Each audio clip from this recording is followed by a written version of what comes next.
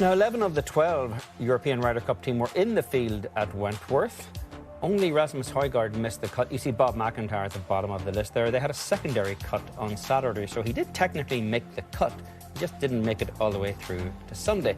John Rahm finished the event tied 13th, and he spoke to the media afterward. Ryder Cup just 12 days away. Obviously, 8 times out of the last 9, the home team has won. The exception is the miracle at Medina, which was a miracle. What gives you the belief that you and your team can win this time?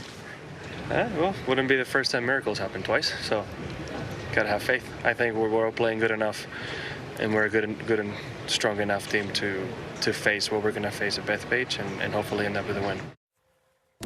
And how about this from Rory McIlroy speaking to The Guardian about the European team preparing for the Ryder Cup by wearing virtual reality headsets which can simulate crowd noise. It's better to try to desensitize yourself as much as possible before you get in there. You can get them to say whatever you want them to say, so you can go as close to the bone as you like.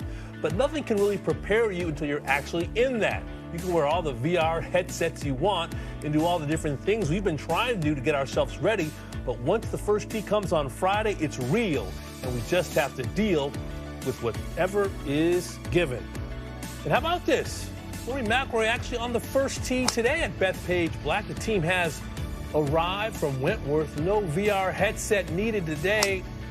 Crowd will be there, though, from the end of next week.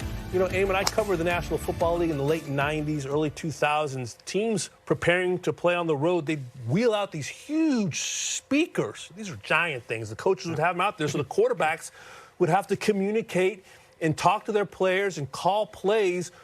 Well, all this noise is going. You know, it's all manufactured crowd noise. But I think this is a similar thing that Luke Donald and the European team is trying to do, prepare for as much as they can ahead of time. I don't hate it.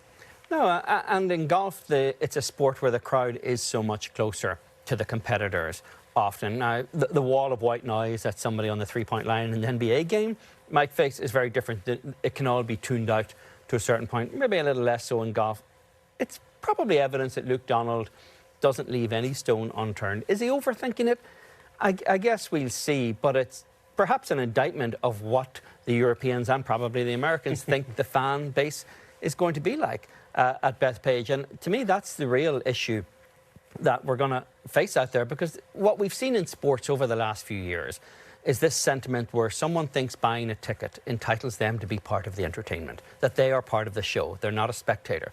And that sentiment has become more and more common in sports, and because of the pricing of the tickets, they're going to really feel like a part of it. Exactly. People want to get their money's worth out of it, and there's a real onus on the PGA of America to police behaviour here, and I don't know if they're up to it. I mean, they've invited President Trump to the opening day's play at the Ryder Cup. That doesn't suggest that they're trying to lower the crowd temperature in any respect as well. And I think they've got to be really careful as to how they police it so that they're not too heavy-handed, but they've also got to make sure that the crowd is not actually part of the show in that sense. Yeah, I tell you what, having covered major championships at Bethpage Black, 02, 09, they're going to be a part of the show. You're going to hear some Long Island. They're going to be missing Sergio. They are. Hey, no Tiger, no Phil, no Sergio. Who would have thunk it? 3 protagonists from a couple of decades ago. Are you a little surprised that Rory would reveal this? I mean, Rory has a great relationship with the Guardian's Ewan Murray, who's been on our show, but I was a little surprised that he would say, hey, guess what we're doing in preparation for Bethpage Black. That's going to give the Long Island fans some fodder. They